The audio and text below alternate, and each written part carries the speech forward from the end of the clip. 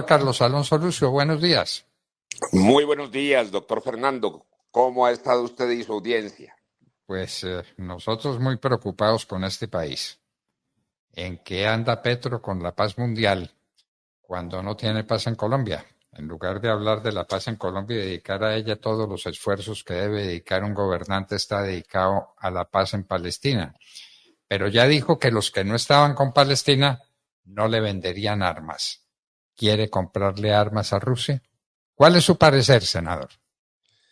A ver, a mí me parece, doctor Fernando, que a propósito de toda la crisis y la conflagración que han provocado en el Medio Oriente los hechos de terrorismo y criminalidad sin límites que cometió Hamás contra el pueblo de Israel, contra sus familias, contra sus niños, eh, frente a lo cual definitivamente Gustavo Petro no quiso repudiar como lo repudiaron absolutamente todas las naciones democráticas del mundo. Él ha aprovechado, además, esa situación para adelantar lo que a mi juicio es la más grande destrucción del patrimonio internacional del país, que es intentar colocar a Colombia en ese rincón repudiado de los países que apoyan el terrorismo en el mundo y que son países señalados y marginados de lo que podríamos decir, llamar la comunidad internacional de países democráticos. Es el caso de Irán, es el caso de Venezuela, es el caso de Corea del Norte.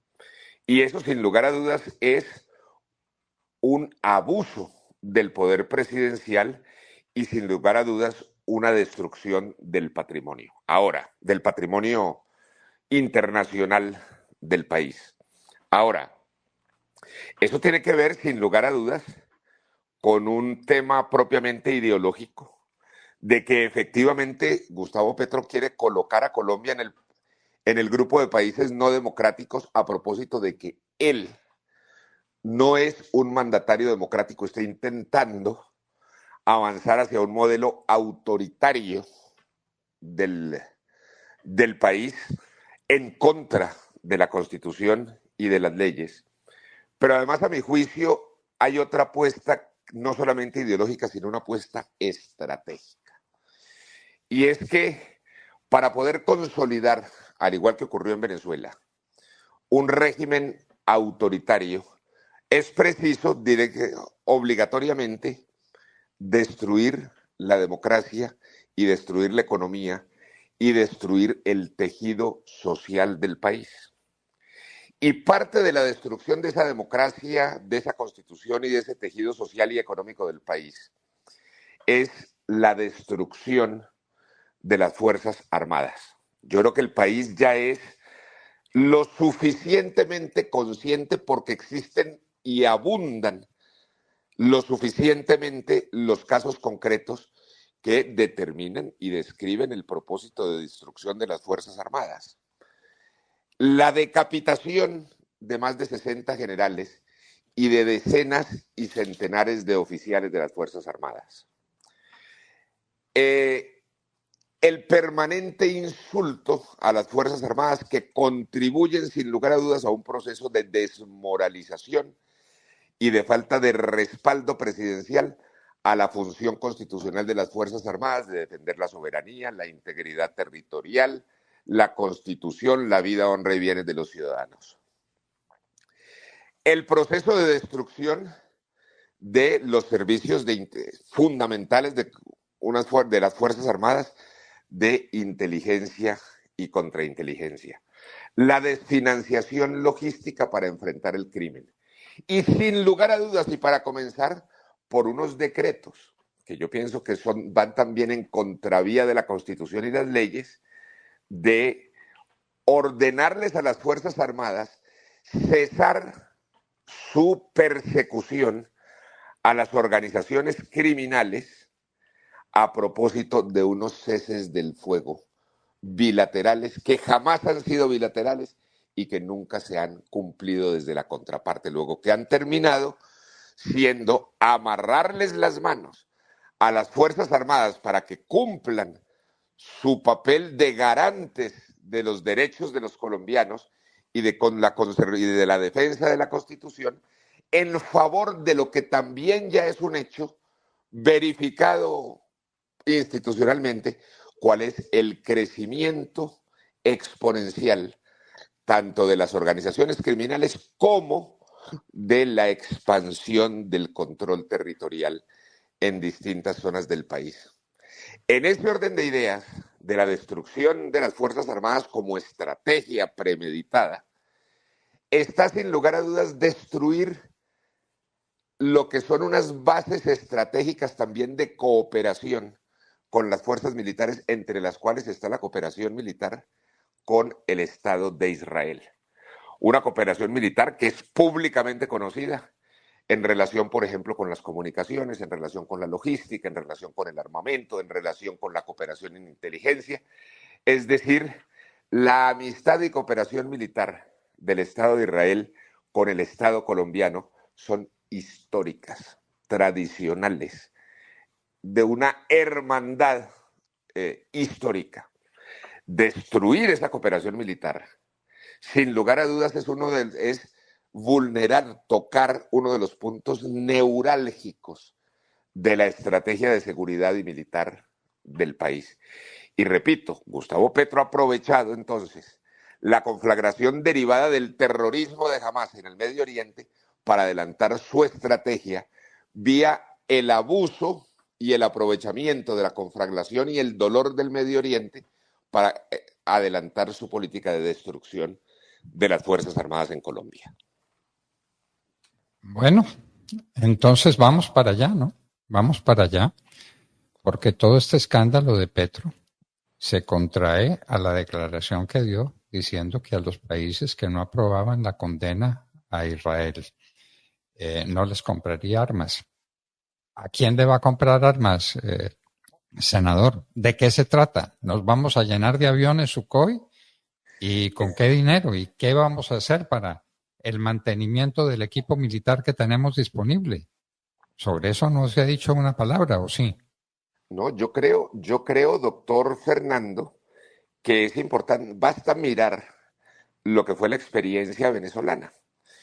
Cuando Hugo Chávez logra transformar la democracia venezolana en la dictadura que conocemos hoy, lo primero que hace es efectivamente cambiar de eje de las relaciones internacionales a Venezuela y ubicarla en el eje liderado por Rusia. Y de allí surgen, entre otras, no solamente, digamos, un nuevo alinderamiento internacional basado en presupuestos ideológicos o políticos, sino que surge también una nueva fuente de negocios impresionante. Pues todo el mundo sabe los miles de millones de dólares que rodaron en corrupción en la compra de armamentos de aviones, de helicópteros, de fusiles, de comunicaciones, entre Venezuela y Rusia, y que terminaron realmente siendo entre dictadores como Chávez y Putin, donde la dictadura es una de las características. Mire, la primera característica de las grandes dictaduras es la corrupción de los dictadores, la corrupción de los autoritarismos por excelencia. Es decir, no existe regímenes más corruptos y no existe en la historia de la humanidad un caso de corrupción que haya esquilmado a un pueblo en los volúmenes, en las cuantías en que ha ocurrido en Venezuela. Es decir, es incomparable lo que ha ocurrido en Venezuela, uno de los países más ricos del mundo que terminó siendo un país de pueblo mendigo en nuestras carreteras y en todo el continente. Ahora, esa corrupción, sin lugar a dudas, derivaría de la nueva compra de armamentos. Además, acordémonos, unas compras que son secretas, que no pasan por licitaciones, que no están a la vista del mundo, que es la naturaleza de la compra del armamento y de la defensa en los países del mundo. Luego, a mí no me cabe la menor duda de que no solamente responde a unos ejes estratégicos, sino que también es una fuente de lo que podríamos denominar la captura urgente del pacto histórico de los negocios, como están intentando capturar los negocios de la salud, como están intentando capturar los negocios mineroenergéticos, como están intentando capturar los negocios de la infraestructura del país. Es decir, uno ya comienza a ver el desarrollo de unos procesos urgidos de capturas de negocios del Estado por parte del pacto histórico. Y ahora están avanzando en un proceso de captura, entonces, de uno de los negocios más importantes de cualquier país, que son los negocios de la defensa y del armamento. Dios mío. Bueno, es lo único que queda por decir. Dios mío. ¿Quién se va a oponer? Voces que se levantan, como las de Carlos Alonso Lucio. Pero, doctor sí. Fernando, permítame, lo interrumpo un segundo. A mí me parece que este es un momento, es decir, indudablemente esto es lo que vemos, que es la pretensión estratégica, que han avanzado y que han dado pasos, pero me parece que este es un momento para observar muy bien, primero, que no se ha consumado, es decir, Colombia comienza a vivir un momento de no democracia, pero aún no es una dictadura, estamos a tiempo. Y estamos recibiendo un ejemplo desde España, que tiene que ser muy aleccionador y muy importante para nosotros los colombianos. España ha respondido a lo que también en España han llamado un golpe de Estado desde el gobierno, ¿no es cierto?, que desbarata la Constitución, que está destruyendo la democracia española. Y ha habido una respuesta fundamentalmente de la ciudadanía, de una magnitud extraordinaria, y yo pienso que estamos todos los demócratas pendientes de ese ejemplo que comienza a darnos fundamentalmente la ciudadanía española y, claro, también unos dirigentes políticos y unos partidos que están adelante y al frente liderando la batalla de defensa de su Constitución y de su democracia. Sigamos los buenos ejemplos, evitemos los malos ejemplos, pero esto va muy mal. Este tema del armamento es muy grave, el impuesto predial, la toma de todos los negocios privados por parte del poder público. Esto va muy mal. Las dictaduras sabe uno dónde comienzan, pero nunca dónde terminan. Carlos Alonso Lucio, ex senador de la República, miembro del M19, conoce bien a Gustavo Petro. Muchísimas gracias por estar con nosotros en la Hora de la Verdad.